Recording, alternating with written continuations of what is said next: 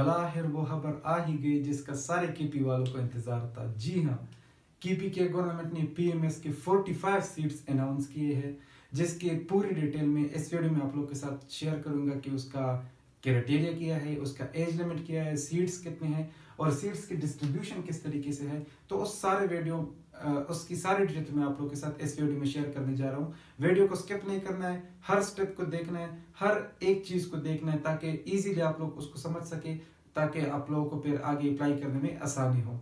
तो बगैर वक्त जाया किए अपनी वीडियो की तरफ चलते हैं। केपी की गवर्नमेंट ने पीएमएस एडवर्टाइज किया जिसमें टोटल जो सीट्स है वो 55 सीट्स है, जिसमें 45 जो सीट्स है वो फ्रेश लोगों के लिए है और 10 जो सीट है वो लेफ्ट ओवर के लिए है। 55 टोटल सीट्स है जिसमें 45 सीट फ्रेश लोगों के लिए है और 10 जो सीट्स है वो लेफ्ट ओवर लोगों के लिए है। अब उसकी डिस्ट्रीब्यूशन किस तरीके से की गई वो डिस्ट्रीब्यूशन भी मैं आप लोगों के साथ शेयर करता हूं। सबसे पहले जो जनरल कोटा है उसमें 8 जो सीट्स है वो ओपन मेरिट के है, यानी ये जो जनरल सीट है ये मेल प्लस फीमेल दोनों के लिए है। अब उसमें 8 मेरिट ओपन मेरिट पे है। जोन 1 के लिए 5 सीट्स है, जोन 2 के लिए 7 सीट्स है और जोन 3 के लिए 5 सीट्स है, जोन 4 के लिए भी 5 सीट्स है, जोन 5 के लिए 4 सीट्स है और जोन 6 के लिए 3 सीट्स है।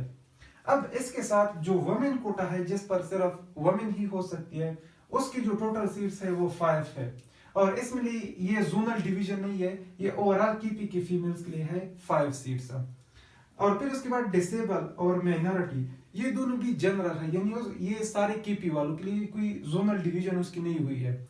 और इसमें जो डिसेबल की सीट है वो है 3 और माइनॉरिटी की जो सीट है वो है 10। जोनल डिवीजन हुई है वो सिर्फ जनरल कोटे के अंदर है, बाकी वुमेन कोटा, डिसेबल कोटा या माइनॉरिटी कोटे के अंदर कोई जोनल डिवीजन नहीं है, वो सारी केपी के लिए ओपन है। बात करते हैं क्राइटेरिया की कि उसका क्राइटेरिया की है, मतलब कौन लोग उसके अहल है, कौन अप्लाई कर सकते हैं। तो सबसे पहले एकेडमिक क्वालिफिकेशन को देखते हैं।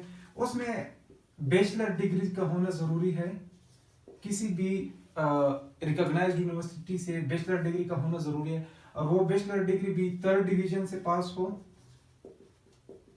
3rd डिवीजन से पास हो या आपका उसमें डी ग्रेड हो,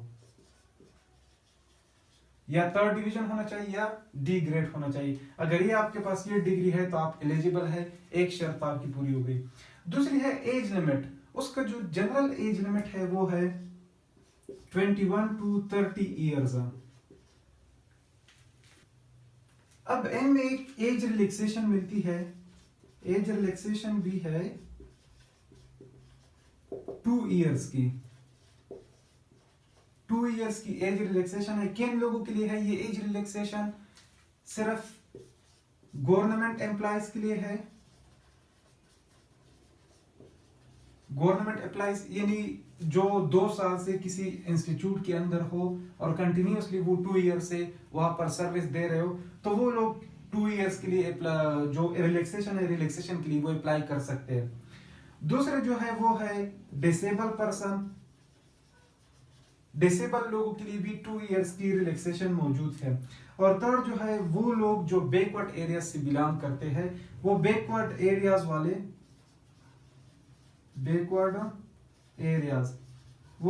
एरियाज वाले भी इसके अहल है, वो भी इन 2 ईयर्स की रिलैक्सेशन को एंजॉय कर सकते हैं। तो ये है उसकी जो क्राइटेरिया, जो एज लिमिट है और जो एकेडमिक क्वालिफिकेशन है। तो ये दोनों चीजें अगर हो, हाँ एक और आपके पास केपी का डोमिसाइल होना चाहिए, केपी डोमिसाइल। अगर आपके पास केपी का डोमिसाइल भी है और ये तीनों चीजें आप में है तो आप इसके लिए अहल हो, आप इसके लिए अप्लाई कर सकते हो। फिर अच्छा, पीएमएस के साथ एक और जॉब जो कि एडवर्टाइज हुई है वो है AETO, assistant excise and taxation officer, जो कि BPS 17 की जॉब है, वो भी इसी के साथ एडवर्टाइज हुई है और ये भी इसकी भी 22 सीट्स है, लेकिन ये सिर्फ केपी वालों के लिए है, ये केपी के गवर्नमेंट ने अनाउंस की हुई है।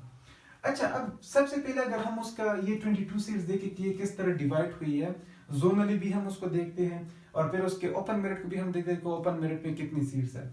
सबसे पहले जो जनरल कोटा है उसमें फीमेल प्लस मेल दोनों अप्लाई कर सकते हैं और उसकी जो ओपन मेरिट है उसके 4 सीट्स है जिसके लिए हर कोई अप्लाई कर सकता है। और जो जोन 1 के लिए जो सीट्स है वो 3 हैं, जोन 2 के लिए भी 3 सीट्स है, जोन 2 के लिए 3 सीट्स है और जोन 3 के लिए भी 3 सीट्स है, जोन 4 के लिए 2 है, जोन 5 के लिए 2 सीट्स है और जोन 6 के लिए भी 2 सीट्स है।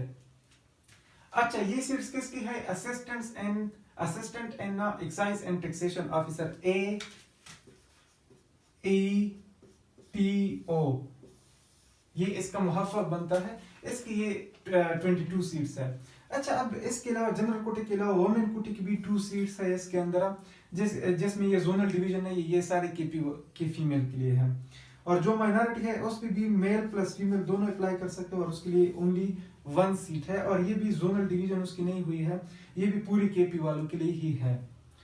अच्छा, इसकी जो एलिजिबिलिटी क्राइटेरिया है उसमें सबसे जो क्वालिफिकेशन है, जो क्वालिफिकेशन की नीड है वो है बैचलर्स यानी BS।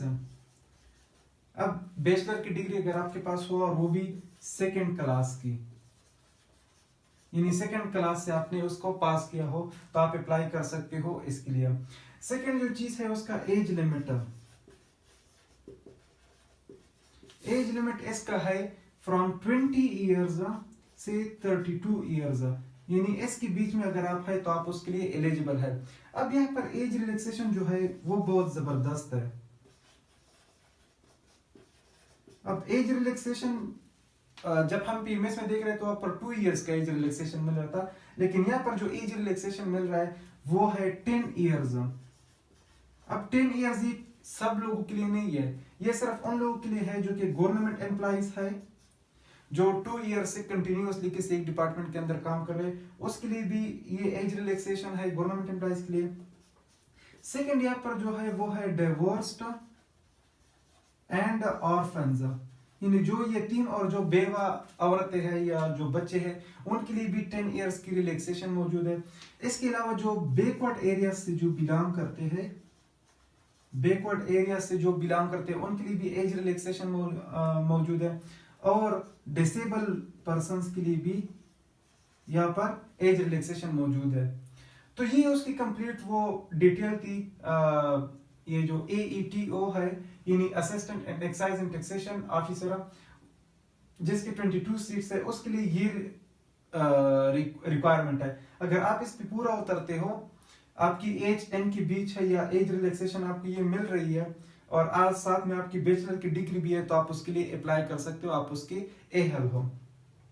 अब ये इन दोनों एडवर्टाइजमेंट की, यानी अगर आप PMS के लिए कर रहे हो या आप AETO के लिए कर रहे हो तो आप सेपरेटली उसके अप्लाई कर सकते हो। लेकिन अगर आप PMS के लिए कर रहे हो तो पर आपने ऑप्शनल सब्जेक्ट को गौर से करना है। इंशाल्लाह नेक्स्ट वीडियो हमारी इस चीज के ऊपर होगी कि हमने इसके लिए अप्लाई किस तरीके से करना है। तो नेक्स्ट वीडियो तक अपना ख्याल रखिएगा। अल्लाह हाफिज।